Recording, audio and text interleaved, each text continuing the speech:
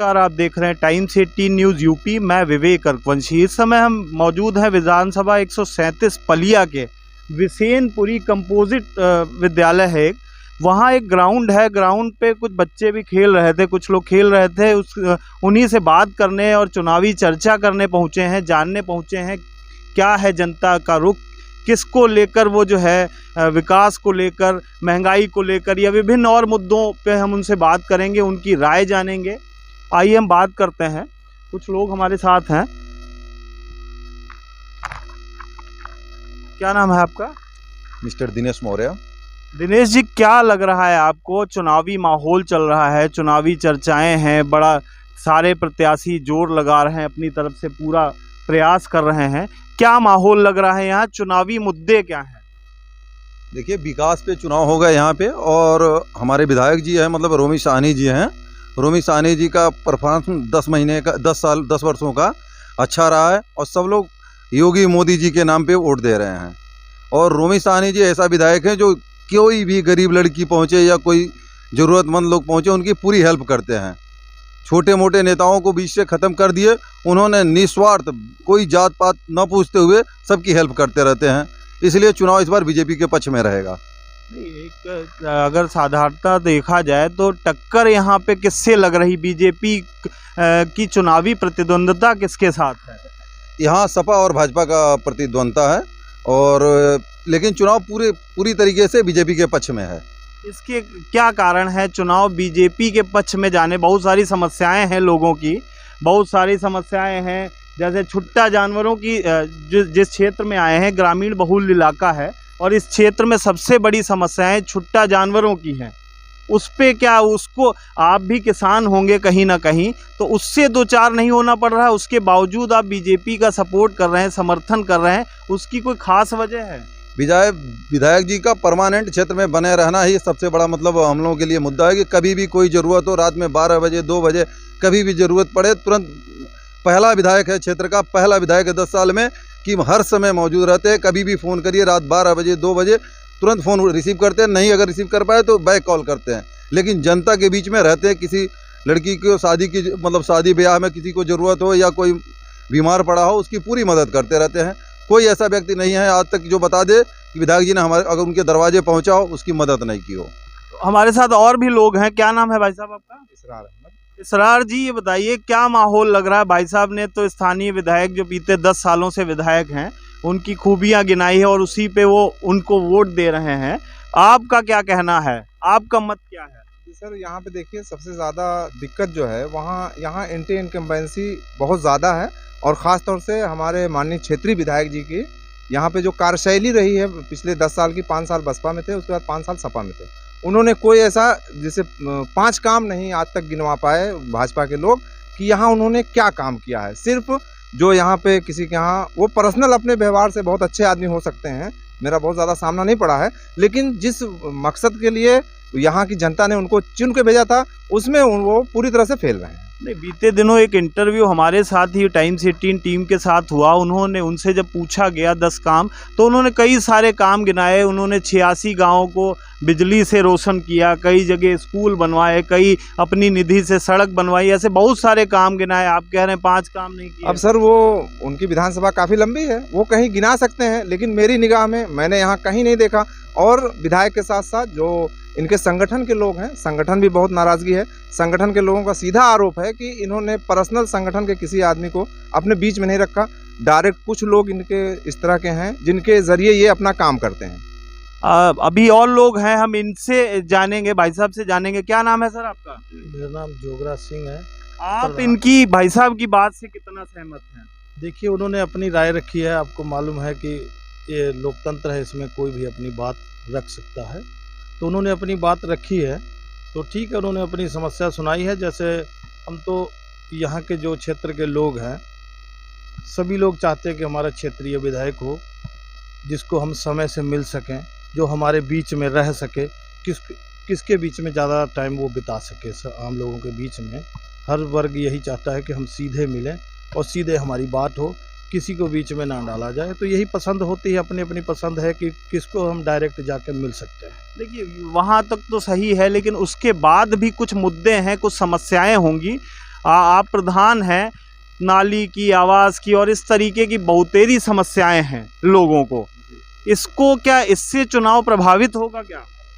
नहीं, देखिए अभी तो हम लोगों को जो प्रधान बने हैं ज़्यादा दिन हुआ नहीं है, अभी 5-7 महीने हुए हैं। तो बीच में कोरोना काल भी रहा है, उसके बाद में बरसात भी थी, तो अब आचार संहिता लगी है, तो काम तो अब रनिंग में आएंगे। चुनाव आचार संहिता के बाद में जो भी प्रधान है, जो निधि है उसमें वो तो अपना काम कराएगा।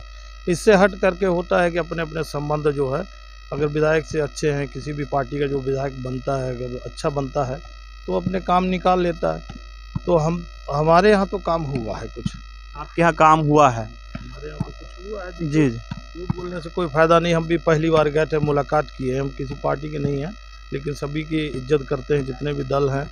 चुनाव मैदान में उतरे हैं, चुनाव नहीं, पर आप बता रहे हैं आप पार्टी विशेष से नहीं हैं, उसके बाद भी भाजपा और भाजपा विधायक से इतना प्रभावित कैसे हैं, क्या कारण है? प्रभावित की बात ये है कि हम पहली बार जब मुलाकात हुई है हमारी उनकी, जब उनके आवास पे गए हैं कुछ काम को लेकर के, तो उन्होंने बड़ा गंभीरता से लिया। पहली मुलाकात थी हमारी उनकी, कोई विशेष जान पहचान भी नहीं थी। पहली मुलाकात तो उनको हमने अपने गांव की समस्याएं रखी कि हमारे यहाँ जंगल के किनारे आज़ाद नगर से निषाद नगर जाने के लिए मार्ग नहीं। और जब से मुझे ये लग रहा है कि जब से हम लोग यहाँ पे बसे हैं 35-40 साल हो गए हैं, लगभग ज़्यादा ही हो गया होगा, हमारे दादा लोगों को आकर मिलाया जाता है 40 से 45 साल, तो ये मार्ग नहीं था। तो लोग आते जाते थे, जैसे गन्ना लेकर बड़े बूढ़े बुजुर्ग वहाँ निषाद नगर के लोग आते थे, तो मेरे घर के सामने बहुत ही बड़ा गड्ढा, पूछ लीजिए, इनको भी मालूम होगा, इसरार भाई आना जाना है, हम लोग बैठना उठना है, तो वहाँ वो भैंसे डल्लफ लेके आते थे तो वो गिर जाते थे। तो हम लोग इतने बड़े बड़े होते थे तो बड़ा मन में लगता था कि काश ये बन जाए। तो हम अपनी समस्या लेकर गए, तो आज निषाद नगर से आज़ाद नगर को मार्ग जुड़ा है, लोग आने जाने के लिए बहुत बड़ी व्यवस्था मिल गई है। तो ये नहीं, एक और आरोप लगता है, जैसे कि आप बता रहे हैं बीजेपी, अभी बीते दिनों हमारा एक इंटरव्यू हुआ था सपा जो प्रत्याशी हैं प्रीतिंदर सिंह काकू जी से। आपका कहना है बीजेपी को आप कुछ ऐसे कारण गिनाए जिसकी वजह से पसंद करते हैं। दूसरी तरफ एक बात कही जा रही, ये दलित बहुल इलाका है और पीछे काफ़ी सालों मायावती जी का यहाँ बहुजन समाज पार्टी का वर्चस्व रहा है। इस बार कहा जा रहा है कि बहुजन समाज पार्टी बीजेपी की बी टीम है, बी टीम की तरह काम कर रही है, तो क्या ऐसा है यहाँ पे? नहीं, हमें तो ये बी टीम का तो मैं कह नहीं सकता हूँ। जो जितना जिसमें प्यार बढ़ा पाएगा वो अपनी तरफ खींच करके ले जाएगा। ये तो अपने अपने ऊपर है ना कि हम कितना किससे प्यार करते हैं। जो आपने दलित वोट कहा है, अगर हम प्यार कितना करते हैं, हम उनको कितना दिल से चाहते हैं, दिल से चाहने के ऊपर में बात है ना। तो जब हम एक दूसरे को अच्छे से प्यार करेंगे, क्यों नहीं कोई एक दूसरे के साथ में। चलिए और लोगों से बात करते हैं, हमारे साथ युवा भी जुड़े हैं, हम इनसे बात करेंगे, जानेंगे क्या मुद्दे हैं। कोई बोल सकता है? क्या नाम है भैया आपका? क्या पढ़ते हैं आप? अच्छा, किसानी कर रहे हैं। किस क्लास तक पढ़े हैं, क्या पढ़ाई है आपकी? 10th तक पढ़े हैं। तो कोई रोजगार के लिए कहीं अप्लाई किया आपने, कहीं कुछ? जी, घर पे ही करते हैं अपना बिजनेस। अच्छा, बिजनेस करते हैं। क्या मुद्दे, स्थानीय मुद्दे क्या हैं यहाँ पे? स्थानीय मुद्दे सही नहीं है। नहीं, समस्याएं क्या हैं यहाँ पे? समस्याएं कोई नहीं है। कोई समस्याएं नहीं। तो भैया कह रहे हैं कोई समस्याएं नहीं, हो सकता है। और लोगों से बात करते हैं, हमारे साथ भाई साहब हैं। क्या नाम है आपका? राधेश्याम निषाद। राधेश्याम जी, कई लोगों से हमारी बात हुई, कोई बीजेपी को लेकर जो है उनके मत से सहमत है, बीजेपी को सपोर्ट कर रहा है, कोई कुछ बता रहा है। आपका रुझान क्या है, क्या समस्याएं हैं और किन समस्याओं को देखते हुए आप जनप्रतिनिधियों को चुनते हैं कि वो हमारी समस्याएं वो दूर करेंगे? पहले तो बता दीजिए यहाँ की समस्याएं क्या हैं। जी, समस्या तो बहुत है। कई लोगों ने बताया कि विधायक जी बहुत अच्छे आदमी हैं, टोमी शाहनी जी बहुत अच्छे होते, तो पहले बसपा में थे, इनको 10 साल बसपा में ही दोबारा निकाल लेना चाहिए ना। बहुत अच्छा कार्य, कहीं अगर एक बोर्ड लगा हो, कहीं बोर्ड लगा हो कि हाँ रोमी शाहनी द्वारा ये बना हो, विधायक रहे। आते हैं, आप जाइए किसी भी सड़क पे निकल लीजिए, देखिए वो गड्ढे में सड़क है कि सड़क में गड्ढा है। हमको तो ये महसूस होता है कि गड्ढे में सड़क नहीं है। बताइए किस तरह से क्या वो कर दिए हैं। तो आपको क्या लगता है कौन आए तब ये सुधार होगा? हमको तो लगता है सब आएगा, अगर अखिलेश यादव सपा की सरकार आएगी तभी सुधरेगा, वरना बीजेपी सरकार में नहीं सुधरेगी। और एक बात और भी है साथ में, जैसे में बीजेपी के लोग आज भी माइक लगा के बोल रहे हैं अलाउंस हो रहा है, जो राम को लाया है मैं उसको लाऊंगा, मैं निषाद हूँ। साहब कोई एक आदमी बता दे उसमें से कि मैं राम के पास पहुँचने वाला कोई हो तो मैं बताऊँ। निषाद हूँ, निषाद के सिवाय कौन पहुँचा है? कोई किसी एक जाति का नाम बताएं, किसी का नहीं।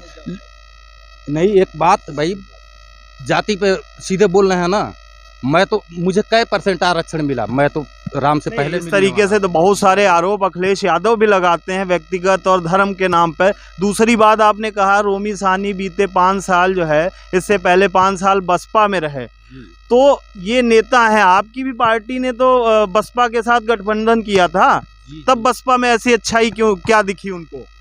हमारे नहीं, क्या किसी पार्टी विशेष के साथ जुड़े रहने से नेता अच्छा और बुरा हो? मैं पार्टी विशेष से नहीं बोल रहा हूँ, मैं एक अपने मान लीजिए ग्राम सुमेर नगर के किसान के हैसियत से, एक वोटर के हैसियत से बोल रहा हूँ, पार्टी बेस पे नहीं बोल रहा हूँ। मुझे जो अच्छा दिखा है मैं वो बोल रहा हूँ कि जो ये हमें अच्छा दिखा है। नहीं, आप सपा के नाम पर वोट देते हैं या सपा के नाम पे वोट देते हैं या स्थानीय प्रत्याशी के नाम पे वोट देते हैं? जी देखिए, जो जैसे नाम पे नहीं, जैसे कहने का मकसद जो अच्छा कार्य करेगा, अच्छा कार्य जो आपके सपा प्रत्याशी हैं, सपा प्रत्याशी को आप कितना जानते हैं?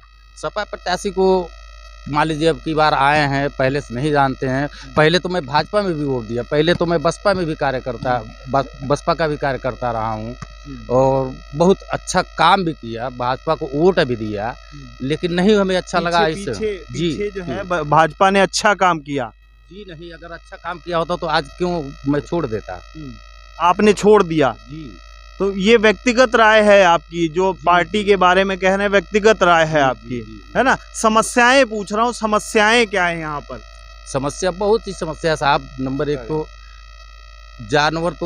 जानवर ही है। कोई भी यहाँ पे जैसे मान लीजिए एक इलाका है, तराई क्षेत्र है, पिछड़ा इलाका है, अभी तक कोई इंटर कॉलेज नहीं है, ना ही कोई सड़क अच्छी है। नहीं, आप थोड़ी दूर पे है संपूर्णा नगर में इंटर कॉलेज तो संपूर्णा नगर 12 किलोमीटर लड़कियां जाएंगी पढ़ने के लिए साहब, बताइए। वो साइकिल से जाती हैं, वो ठंडियों में गन्ने का रास्ता है, जो रोड बनी है पिच रोड, इसके साथ तो वो कितना साल पुराना वो स्कूल बना है, उसके बाद से अभी तक किसी के समझ में नहीं आया कि लोगों को कि यहाँ पे, बल्कि राम कुमार वर्मा जी थे, उन्होंने कहा भी था कि मैं स्कूल बनवाऊंगा, लेकिन आज तक कोई स्कूल नहीं, कोई वो क्या नाम ये अस्पताल नहीं, कोई पशु चिकित्सालय नहीं।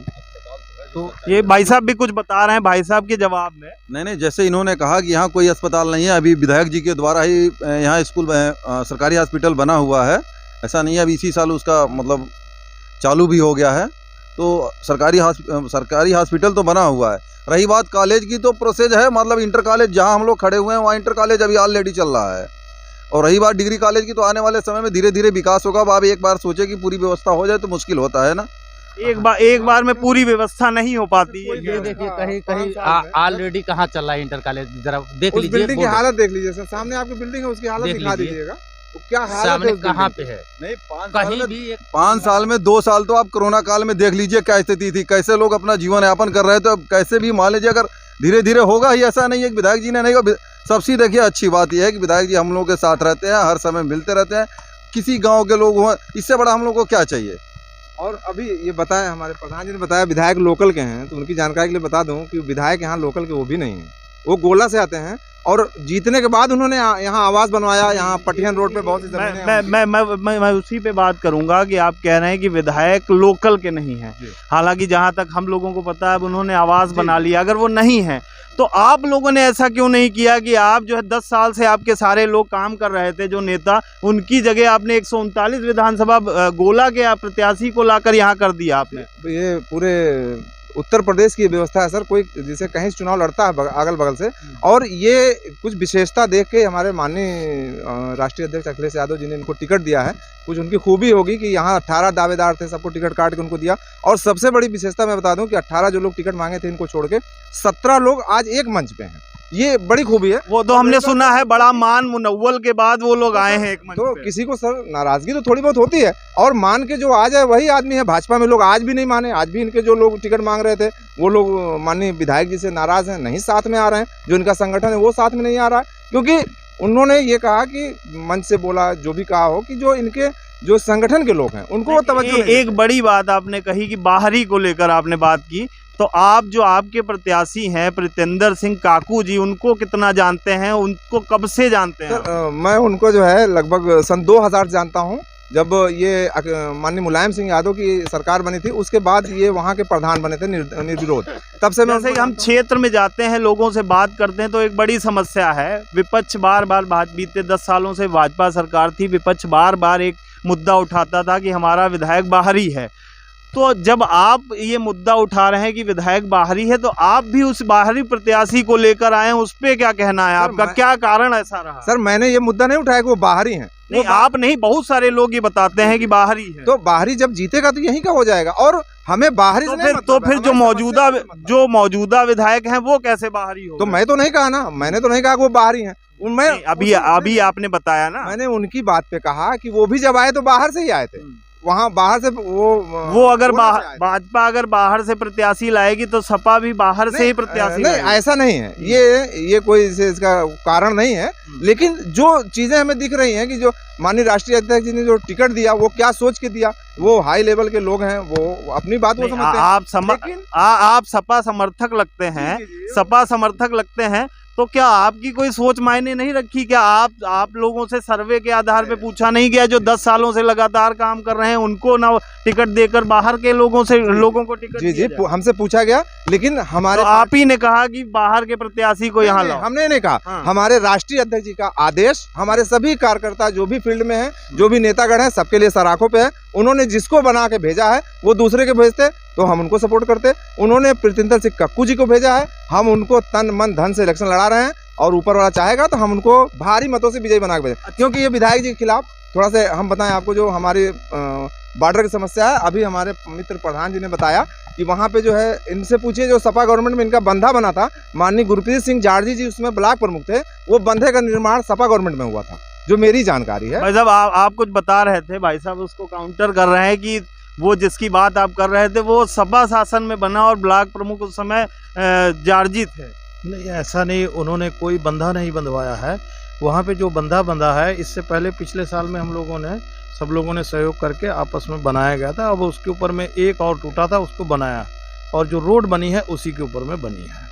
विधायक जी ने जिसे बनाया। हाँ, विधायक जी ने उन्होंने बनवाई है। भाई साहब कुछ कहना चाहते हैं? सर जी, ये जो है ना, मैं इनको जो बता रहा हूँ, ये मुझे लग रहा है कि 2000 या उसके आसपास की बात है, जब ये माननीय जाड़जी गुरप्रीत सिंह जाड़जी जी हमारे ब्लॉक प्रमुख थे, और मैं वहाँ पे खुद गया था, और उन्होंने अपनी नींद से ये बंधा बनवाया था सपा गवर्नमेंट।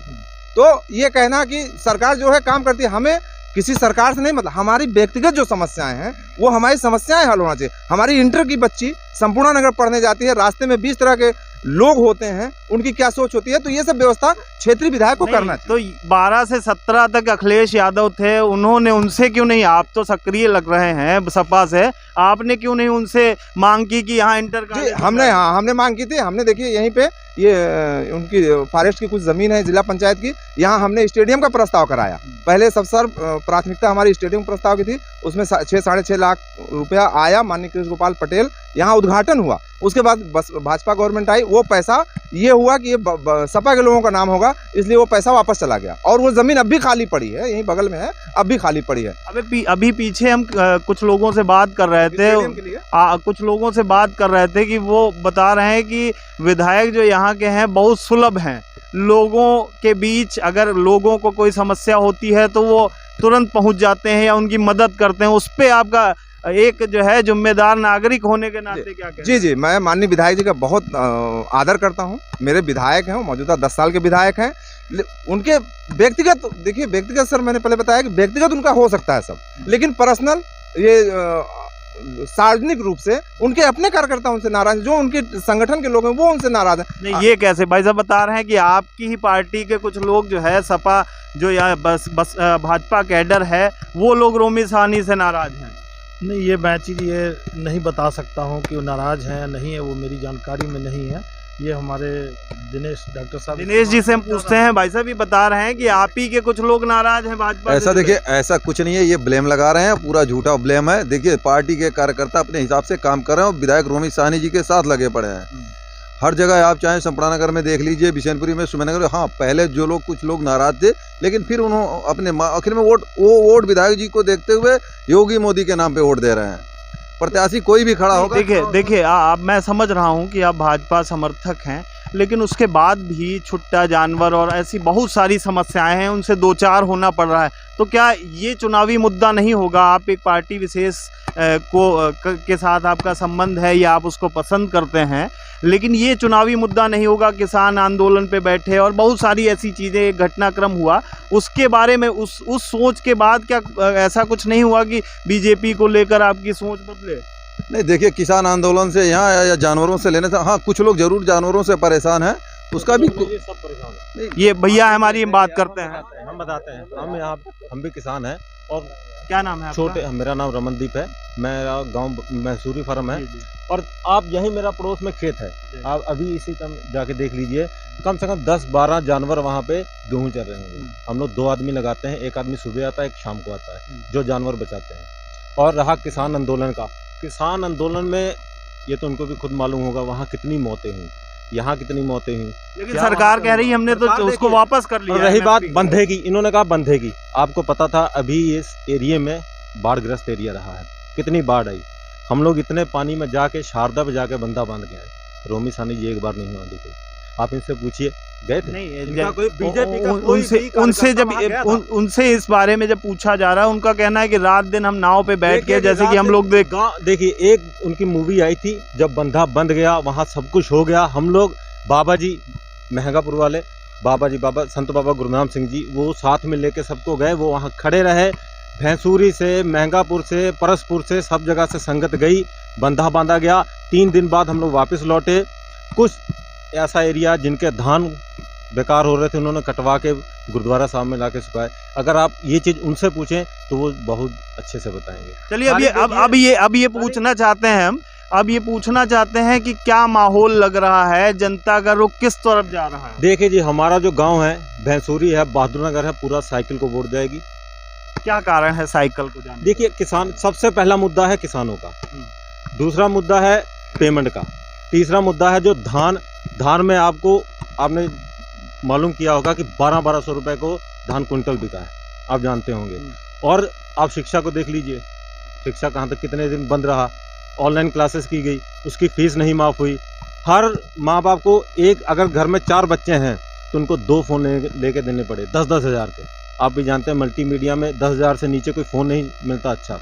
वो उनको ऑनलाइन क्लासेस करनी पड़ी, उसमें भी खर्चा आया माँ बाप का। नहीं तो अभी तो उन्होंने टैबलेट दिया है योगी जी ने। कहाँ, किसको टैबलेट दिया? बहुत सारे लोगों को टैबलेट मिला। अभी हम बीते दिनों चंदन चौकी, किसको मिला? ईमानदारी से बताना, किसी को मिला है? नहीं, मैं आपको बता रहा हूँ, मैं इसलिए कह रहा हूँ, मेरा व्यक्तिगत किसी पार्टी से कोई लेना देना नहीं। मैं अभी ग्वारी फंटा की तरफ गया था, मैं अभी आपको वीडियो भी दिखा दूंगा। वहाँ एक बच्चे ने हमें दिखाया कि हमें योगी की तरफ से ये टैबलेट मिला है, हम इस क्लास में थे, तो वो अलग चीज़ है। दूसरी बात, अभी एक बात कही आपने, एक मुद्दे गिनाए, तो आप गन्ने के पेमेंट की बात करते हैं, तो आप देख लीजिए। नहीं, मैं जी गन्ने के पेमेंट की बात करते हैं, सरकार पर ब्लेम लगा रहे हैं। 2012 में भाजपा और अन्य पार्टियां आरोप लगाती हैं कि जो भी बजाज को एक पावर प्लांट बनाने के लिए सारा पैसा बजाज को जो देने वाला पैसा था उस पावर प्लांट में लगा दिया। अखिलेश यादव ने 14 दिन का वादा किया था, वो उन्होंने वादा पूरा नहीं किया। क्या 12 से 17 तक 14 दिन का पेमेंट हो जा रहा था? देखिए जी, ये मुद्दा तो शुरू से रहा है, भले कोई भी सरकार आए, है ना। अब कैसे आपको लग रहा है कि अखिलेश यादव आते हैं तो 14 दिन में पेमेंट हो जाएगा? भाई साहब क्यों नहीं होगा? आप 1 महीना देख लिया ना, एक गवर्नमेंट देख लिया, देख लीजिए, ये देख लीजिए, इन 5 साल नहीं 10 साल हो गए, 10 साल हो गए। अखिलेश यादव यहाँ पे 14 दिन में पेमेंट हो जा रहा है। बढ़िया, नहीं 14 दिन में नहीं था, लेकिन व्यवस्था इससे बढ़िया थी, जो 3-3 साल पेमेंट नहीं। भाजपा का तो सीधा आरोप है कि जो गन्ना पेमेंट की व्यवस्था बजाज से बिगड़ी है, उसके मेन कारण ही अखिलेश यादव 1200 करोड़ रुपए का पावर प्लांट। बजाज का छोड़िए, हमारा गन्ना सरकारी मिल में जाता है। अब वहाँ आपको पता होगा कि कब तक पेमेंट आई, कब तक नहीं आई। अब जाके किसानों की पेमेंट हुई है पिछले साल की, अब जाके। और जब से ये सरकार बनी है, चलो हमने कहा, हम मानते हैं पीछे का नहीं, किसी ने ढंग से नहीं किया। इन्होंने क्यों नहीं किया? क्या इन्होंने भी कसम कर रखी थी? ये बताइए, उसी बेस पे आए थे ना, 14 दिन में हम ये करेंगे, इन्होंने कहा था पेमेंट देंगे। 14 दिन का आप किसान से पूछिए, अगर उसको पेमेंट नहीं मिलती वो ब्याज पे पैसा कैसे उठाता है, कैसे वो करता है, अरे कैसे सर, अपने बच्चों की फीस देता है, कैसे अपनी फसल बचाता है। भाई साहब आप कुछ कहना चाहेंगे? भाई साहब ने बड़े बड़े आरोप लगाए कि पेमेंट को लेकर और बहुत सारी समस्याएं बताई, इस पे कुछ कहना चाहेंगे? हाँ जी, पेमेंट को लेकर के ये हमारे मित्र हैं, इनको भी जानकारी होगी अच्छे से। जब केंद्र में सरकार कांग्रेस की थी तो कृषि मंत्री शरद पवार थे, आपको मालूम होगा। तो उस समय इन्होंने एक प्रस्ताव भी शायद लाया कच्चा माल बाहर से मंगाने के लिए, उसका विरोध भी हुआ, ये आपको मालूम होगा। आज कृषि मंत्री शरद पवार जी के आप देखिए महाराष्ट्र में प्लांट है, कच्चा माल जब बाहर से आएगा तो यहाँ आपको मालूम है कि रेट गिरेंगे, चीनी के गिरेंगे कि नहीं गिरेंगे। जब उनका रेट गिरेगा तो पेमेंट में दिक्कत आएगी ही। उम्मीद करते हैं कि आगे चल के इसकी जरूर सुधार हो जाए। नहीं तो पेमेंट को लेकर तो वही बड़ा मुद्दा है ही है। पेमेंट को लेकर किसान धरने पर बैठे और महीने भर तक लगभग लगातार धरना चला, तब उनको बड़ा मुश्किल से पुराना पेमेंट मिल पाया। तो ये तो एक समस्या है, बीजेपी को इससे मुंह नहीं फेरना या इससे जवाब देने से कतराना नहीं चाहिए। नहीं, ये बात आपकी सही है, पेमेंट को लेकर के जो मुद्दा है वो तो है, लेकिन कुछ इस समय जो दिक्कतें कोरोना काल को लेकर के हुई है, सारी आर्थिक स्थिति जो है चरमराई हुई है। अच्छा, ये जो है कोरोना काल तो एक तरीके से सबको पता है, लेकिन हम ये जानना चाहते हैं, हम बारी बारी से सभी से पूछेंगे कि अगर आपके विधायक जीतते हैं तो आप अपने क्षेत्र के लिए 5 काम ऐसे जो आपने सोच रखे हैं जो जनहित में हो, वो क्या करवाना चाहेंगे? जनहित के उनकी उम्मीद रखते हैं। नहीं, काम तो जो जनहित के काम है, कई एक काम है जो अधूरे पड़े हुए हैं, वो आगे चल के उम्मीद है कि जरूर पूरे होंगे। चलिए हम और बात करते हैं, पूछते हैं आप अगर आपके जो है सपा से जो कैंडिडेट हैं वो जीत कर आते हैं तो आप जैसे बहुत सारी बातें बता रहे थे, अस्पताल नहीं है, स्कूल नहीं है, तो ये आगे 5 साल में अगर आप जीत के आते हैं, आपकी सरकार बनती है और इसके बाद हम अगर आपसे बात करते हैं तो ये पूरे मिलेंगे हमें? सर देखिए, हमारे अखिलेश यादव जी का जो घोषणा पत्र है उससे हट के मैं बात करूं कि जो घोषणा पत्र में है वो बातें तो पूरी होंगी, माननीय अखिलेश यादव जी करेंगे मुख्यमंत्री बनने के बाद, जो कि लगभग तय हो रहा है। और अगर जो हमारे यहाँ क्षेत्र, हमारी सबसे बड़ी एक समस्या यहाँ जो है वो इंटर कॉलेज है, और हमारा जो स्टेडियम है जो पास हुआ रखा है, हम उनसे कह के फिर से कोशिश कराएंगे कि वो हमारा सही हो, और ये हमारे पटिहन की रोड इसका चौड़ीकरण किया जाए। और हमारे जो यहाँ मेन खेती समस्या है सर, हमारे जो है जो बंधा है, जो जंगली जानवर हैं, इनसे हम कोशिश करेंगे कोई इसकी व्यवस्था हो। हम प्रयास करेंगे, कोई नौजवान हो पढ़ने वाला हो उससे हम बात करने का प्रयास करेंगे, अगर कोई है तो एक बार जो है बात करें। कोई है, आ जाइए, 1 मिनट बात करिए, शर्माइए मत, कोई अभी हम बात करें। क्या नाम है आपका? संदीप है।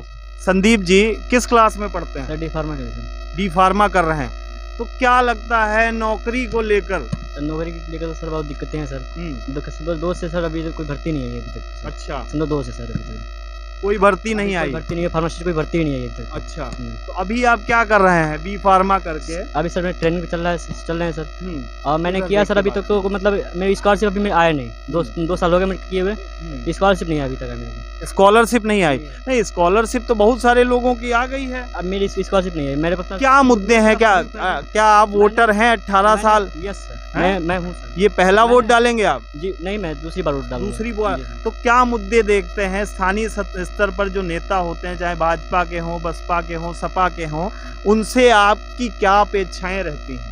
सर अब अपेक्षाएं तो मैं साइकिल कोड दूंगा, मैं तो ये जानता हूँ साइकिल कोड दूंगा कि साइकिल मैं कारण क्या है?